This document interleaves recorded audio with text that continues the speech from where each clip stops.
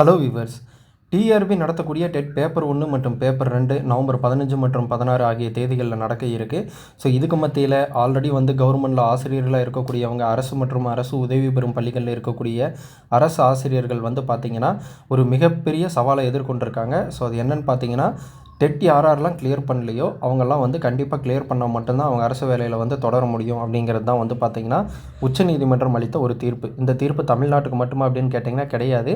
India ஃபுல்லாக இருக்கக்கூடிய அனைத்து மாநிலங்களுக்கும் பார்த்திங்கன்னா இது பொருந்தும்.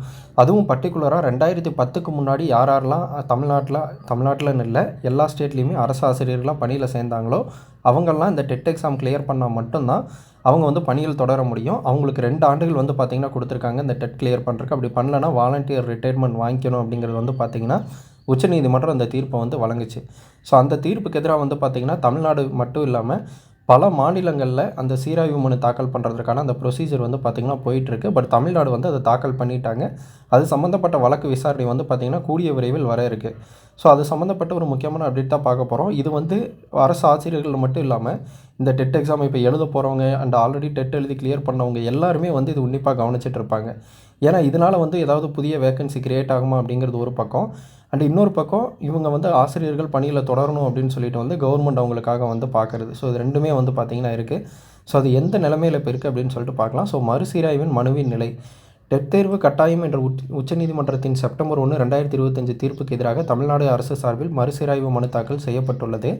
ஸோ அந்த மனுவோட நோக்கம் 2010ஆம் ஆண்டுக்கு முன் பணியமர்த்தப்பட்ட ஆசிரியர்களுக்கு டெட் விதியை முன்னோக்கு விளைவாக மட்டுமே அமல்படுத்த வேண்டும், பிற்போக்கு விளைவாக அல்ல என்று கூறுவதே மனுவின் முக்கிய நோக்கம். அதேபோல் டெட் தகுதி அல்லாத ஆசிரியர்களுக்கு வேலை இழப்பு ஏற்படாமல் இருக்க அவர்களுக்கு பதிலாக திறன் மேம்பாட்டு பயிற்சி மற்றும் பால பயிற்சி திட்டங்களை அளிக்கலாம் என்று மனுவில் மாற்று யோசனை முன்வைக்கப்பட்டுள்ளது. வேறு ஏதேனும் மாநிலங்கள் மனு தாக்கல் செய்துள்ளனவா அப்படிங்கிற கேள்விக்கு தமிழ்நாடு அரசு தான் இந்த தீர்ப்பை எதிர்த்து முதலில் மறுசீராய்வு மனு தாக்கல் செய்த மாநிலங்களில் ஒன்றாகும். மேகாலயா மாநிலத்தைச் சேர்ந்த சர்வ ஷிஷா அபியான் பள்ளி ஆசிரியர் சங்கம் உள்ளிட்ட சில ஆசிரியர் அமைப்புகளும் உச்சநீதிமன்றத்தில் மறுசீராய்வு மனு தாக்கல் செய்ய முடிவெடுத்துள்ளதாக அல்லது தாக்கல் செய்துள்ளதாக சமீபத்திய செய்திகள் தெரிவிக்கின்றன. ஸோ இதுவரைக்கும் மனு தாக்கல் செய்துள்ள மாநிலங்கள் தமிழ்நாடு அரசு, ஆசிரியர் அமைப்புகள் மூலம் மேகாலயா. ஓகேங்களா? ஸோ தமிழ்நாடு மனுவின் விசாரணை மற்றும் முடிவு, விசாரணை தேதி எப்போங்கிறத பார்ப்போம். Hearing date. ஸோ தமிழ்நாடு அரசு தாக்கல் செய்த மறுசீராய்வு மனு இந்த தகவலை எழுதும் நாள் வரை அக்டோபர் 2025 உச்சநீதிமன்றத்தில் விசாரணைக்கு வரவில்லை. இப்போ வரைக்கும் வரல. மனுவானது நீதிமன்றத்தின் பரிசீலனையில் உள்ளது.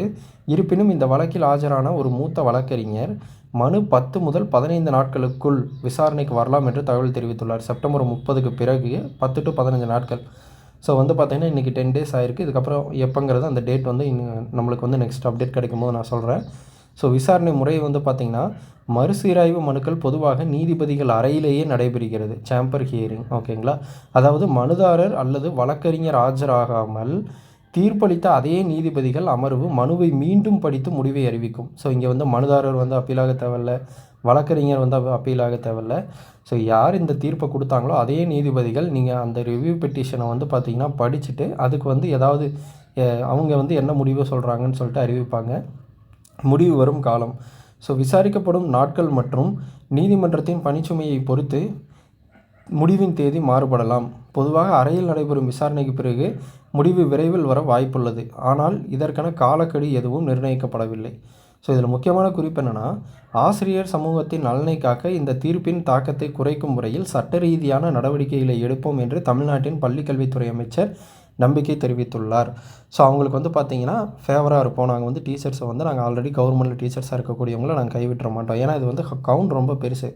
கிட்டத்தட்ட 1.25 லட்சம் டீச்சர்ஸுக்கு பக்கம் பார்த்திங்கன்னா இதில் சஃபர் ஆகிறாங்க. ஆல் ஓவர் இந்தியாவில் 30 lakhs அப்படிங்கிற ஒரு கவுண்ட் பார்த்திங்கன்னா நான் பார்த்தேன். ஸோ இது ரொம்ப ஹியூஜானது. அண்டு இந்த 30 lakhs சப்போஸ் அந்த மாதிரி வாலண்டியர் ரிட்டையர்மெண்ட் கண்டிப்பாக நீங்கள் பாஸ் ஆகல போகிறீங்கன்னா அதுக்குன்னு அவங்க பாஸ் ஆக மாட்டாங்கலாம் கிடையாது. கண்டிப்பாக அவங்களால பாஸ் பண்ண முடியும். அப்படி ஆக முடியலன்னா அந்த மாதிரி ரிட்டையர்மெண்ட் ஆகணும் அப்படின்ட்டாங்கன்னா அப்போ நிறைய புது வேக்கன்சி பார்த்திங்கன்னா கிரியேட் ஆகும். அதனால தான் இது ரொம்ப இம்பார்ட்டண்ட்டாக இருக்குது. இந்த ஒரு அவங்க அளிச்சிருக்கக்கூடிய தீர்ப்பும் அண்ட் இவங்க பார்த்திங்கன்னா அந்த ரிவ்யூ பெட்டிஷன் போட்டிருக்கிறதும். ஸோ அது வெயிட் பண்ணி பார்ப்போம். ஸோ மேலும் டிஆர்பி டெட் எக்ஸாம் சம்மந்தப்பட்ட அப்டேட்களுக்கு நம்மளோட சேனல் தொடர்ந்து வீடியோ பாருங்கள். இந்த வீடியோ உங்களுக்கு பிடிச்சிருந்துச்சு அப்படின்னா உங்களோட ஃப்ரெண்ட்ஸ்க்கு ஷேர் பண்ணுங்கள். நம்மளோட சேனலை சப்ஸ்கிரைப் பண்ணுங்கள்.